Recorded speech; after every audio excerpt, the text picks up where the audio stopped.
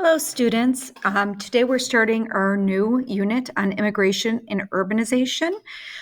This unit will be familiar to you because we've already talked a little bit about urbanization, but we're going to delve a little bit deeper and add in a layer of immigration. One thing that we know from our previous unit was a factor that led to industrialization is having a large labor force.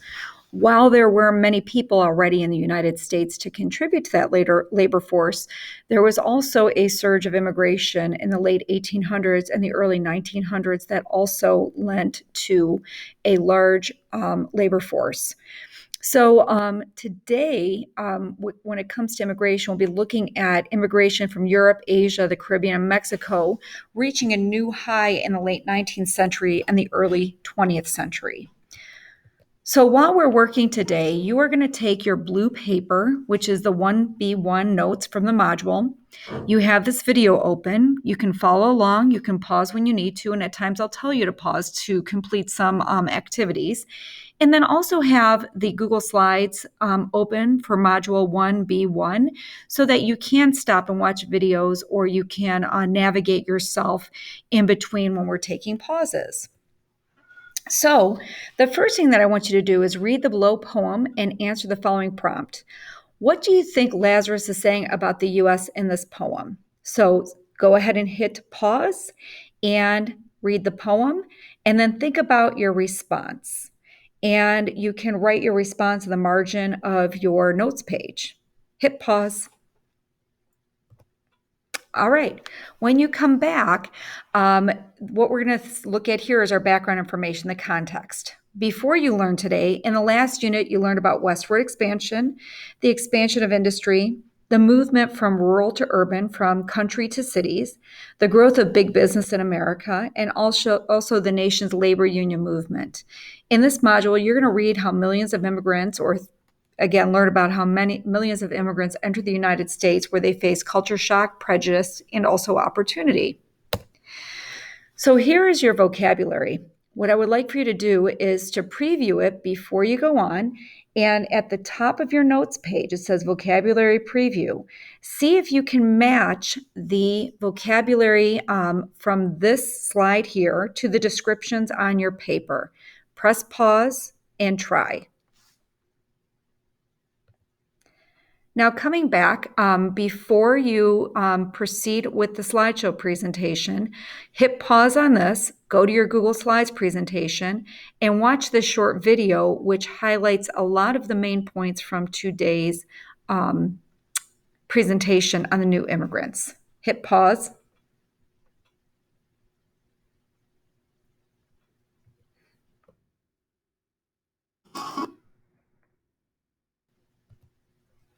So, in moving on, we're going to do some comprehension questions on your reading or your guided notes activity. So, the question on your guided notes is, what were the differences between old and new immigrants?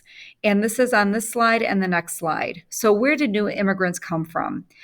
The first wave of immigrants that came were largely from Western Europe. So earlier immigrants, or the old immigrants, came from Northern and Western Europe, Ireland, England, France, Scandinavia, and Germany. So these Europeans tended to be white. They tended to be Christian, particularly Protestant, not necessarily with the Irish. The Irish are Catholic, typically, and many of them already spoke English when they came to the United States, so they fit in pretty well. The new immigrants came from Southern and Eastern Europe and Asia, so Italy, Yugoslavia, Russia, Austria-Hungary, China, and Japan. When you're looking at Italy and Yugoslavia, you're looking at a larger Catholic population, also with Austria-Hungary. With Russia, you're looking at Jewish population coming. So again, they were culturally, religiously, and ethnically different from the earlier immigrants. So this is a little slide that shows you the new immigrants versus the old immigrants. And you can see the old immigrants come from 1800 to 1880. They tend to be Protestant from Northwestern Europe. And then the new immigrants come from 1891 to 1910. Again, more religious diversity, Catholic, Greek Orthodox, Jewish, from Southern and Eastern Europe, Asia, Middle East. But the things that they have in common is that they're seeking economic opportunities and they're also looking to escape religious and political persecution.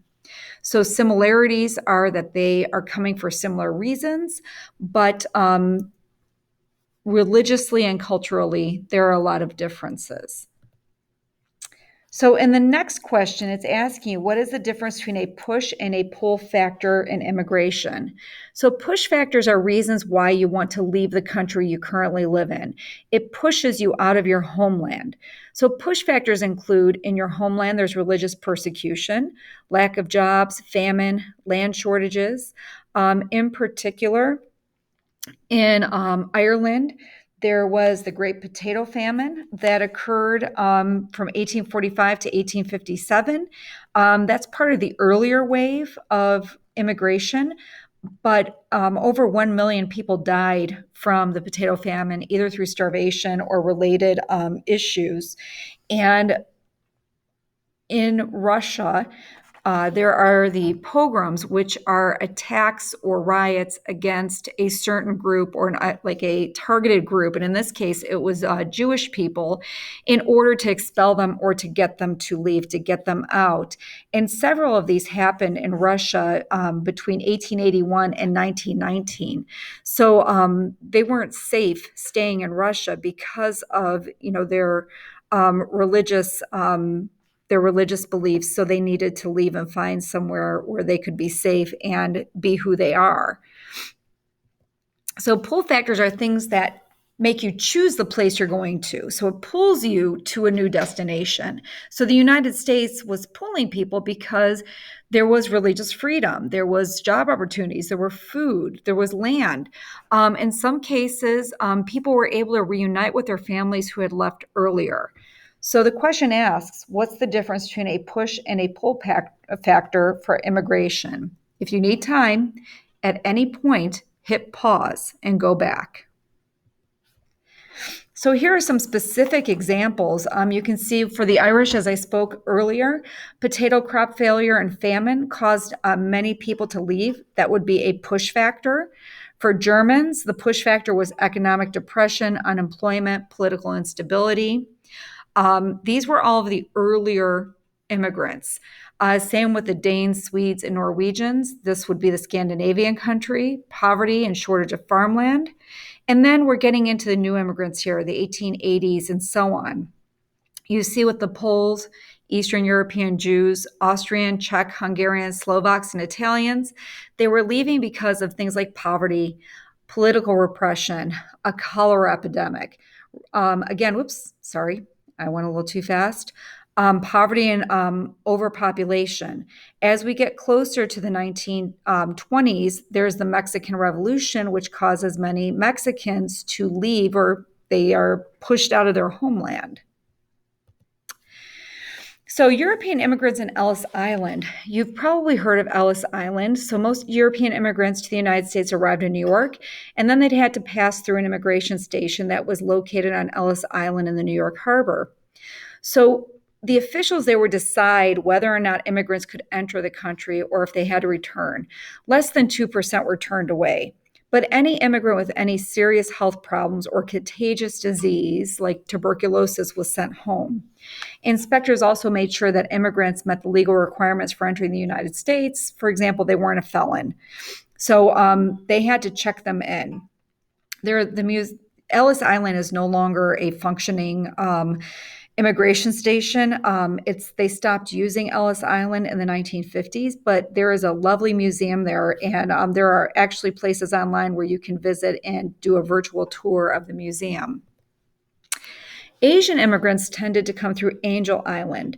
So Angel Island was the Ellis Island of the West Coast, and they went through Angel Island in San Francisco.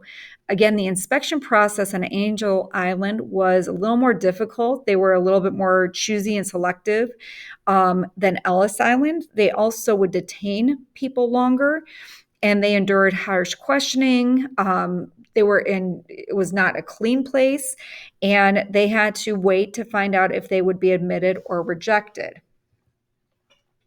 So once immigrants entered the United States, um, they experience something called culture shock. And this is what happens when you go to a completely new place where you don't know like how to or what to expect. Many of you may have felt this when you came to the high school. You didn't know what to expect. It caused you anxiety. You didn't know where you were going. Where's the bathroom? How do I get from here to there? What do I do for lunch? So those first few days of school here, you might have felt that culture shock. And this is what immigrants were dealing with. But for many of them, they came not speaking the language, also not being able to read and write English. So there was an added layer, at least here at the high school. For the most of you, we speak the same language. So just you're able to get the answers to your questions that you need. So many immigrants were settled in communities with other immigrants from the same country. So this is also a very common way to cope with the newness of a country, is that you stay with people who speak your language and you form a little community of support. And this helped them to feel at home. And then they also would, form organizations to help each other. So, to combat culture shock, immigrants sought out people who shared their cultural values and practiced their religion. They formed ethnic communities. They pooled their money to build churches and synagogues. They formed social clubs and aid societies to help each other. In addition to this, they founded orphanages and old people's homes. They established cemeteries. They published newspapers in their own language. So this slide relates to the question, how did immigrants deal with challenges they faced? And the question asks you to give 2 examples. Any of these are great examples. And just to give you some perspective, I know that I've spoken about my parents are immigrants, and they still receive a newspaper that is printed half in English and half in Slovenian. So the first part of it is in English, and then the second part has the identical articles in Slovenian, so they can read in their native language, even though they've been here for well over 50 years. So it's pretty cool that these earlier established newspapers actually still exist. And same idea with when they came here, communities had already built churches that had masses in my parents' native language. So there's a lot of evidence of these kinds of ways that immigrants combated culture shock here in Cleveland, because we had a large immigrant population here. So how did some Americans react to immigration? And there are 2 on your guided reading. It says, give 2 examples of anti-immigration measures in the United States. So the idea was the United States was the melting pot, that people came from all over the world, and you can see all these people coming from different places around the Statue of Liberty, which is by Ellis Island, and then they entered in the United States and melded together. The idea, or the ideal, was that different cultures and races would blend, and that is what was unique about the United States. But this wasn't always the case. Many new immigrants refused to give up their culture to become part of the American society. And later thoughts were, rather than a melting pot where everyone becomes the same and melts into one substance, that the United States was more like a tossed salad. Like the tomato was the tomato, and it's okay to be the tomato, but the tomato adds something really nice to the lettuce. It gives it a different flavor. So the idea of the melting pot kind of gave way to the idea of more of a tossed salad, and that the more exciting things you add to the salad, it makes the salad that much more delicious. So how did some Americans react to immigration? Some Americans did not want to live in a melting pot. They didn't like the idea of so many immigrants living in their country. So the arrival of so many immigrants led to the growth of something called nativism. Nativism is a preference for native-born Americans, and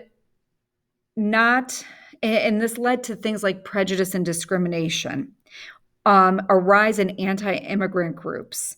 So with nativism, prejudice is a belief that is not always founded in fact, but it's a negative belief about a group, and discrimination are negative acts towards the group. So prejudice is a belief, discrimination is an act. So nativism gave rise to some anti-immigration groups, which led for demands on immigration restrictions. So on the West Coast, prejudice against Asians was first directed at the Chinese. And like we spoke about earlier, the earlier immigrants tended to be very similar to the Americans that were already here. They were white, they were Protestant. Many of them came already speaking English. So when the Eastern and Southern Europeans came, they didn't speak English. They were not necessarily Protestant. So they had that whammy going for them, that they didn't fit in the way the earlier immigrants did. But when we're talking about West Coast immigration with Asians, particularly the Chinese and Japanese, not only did they not speak the language, but they looked different. And so they were easier targets for discriminatory acts. So during the Depression of the 1870s, this is not the Great Depression. The Depression is an economic downturn. Many Chinese immigrants were agreeing to work for lower wages than people who were already here. So many American workers feared that they were going to lose their jobs because the Chinese workers were doing it for cheaper. So as a result, labor groups pressured politicians to restrict Asian immigration in favor of American workers. So in 1882, Congress passed the Chinese Exclusion Act, and this banned all but a few Chinese immigrants, and the ban was not lifted until 1943. Largely, if you were a student, you could come to the United States. Some other, handful of reasons if you were Chinese, but other than that, you were not going to be let in. Americans also showed prejudice against Japanese immigrants as well. In San Francisco, a local school board put all Chinese, Japanese, and Korean children in a special Asian school, so they were not allowed to go to schools with everyone else. This led to anti-American riots in Japan. So President Theodore Roosevelt persuaded San Francisco officials to stop their separation policy, and in exchange, Japan agreed to limit immigration to the United States under the Gentleman's Agreement. The Gentleman's Agreement is kind of a nice way of saying we will not send so many or allow so many Japanese to leave Japan to come to the United States if you let them not be separated. So it was a nice agreement, but it was still exclusionary. So next, what you're going to do is you are going to take a look at this political cartoon and you're going to answer the questions. So some of the things I want to point out here, you have this man sitting on a box and the box says order. Okay, so think about what does that mean if he's sitting on an order? And over here you have industry. It looks like a money bag. You have the Golden Gate of Liberty here. He's on the outside of the gate. You see the American flag behind that gate. So the title of it is The Only One Barred Out. And underneath it says Enlightened American Statement. We must draw the line somewhere. So the questions you are going to answer is, who is the man in the picture? What is he representing? What is the Golden Gate of Liberty? And based on your learning, particularly what we talked about with two examples of anti-immigration measures in the United States, what is this political cartoon commenting on? What piece of legislation is this in reaction to? After you're done with your document analysis, it's time to practice. So before you take your exit ticket, you're going to review your learning on this Quizlet. Just go ahead and click the button, go back and look through your notes, and then you will take your exit ticket when you're ready.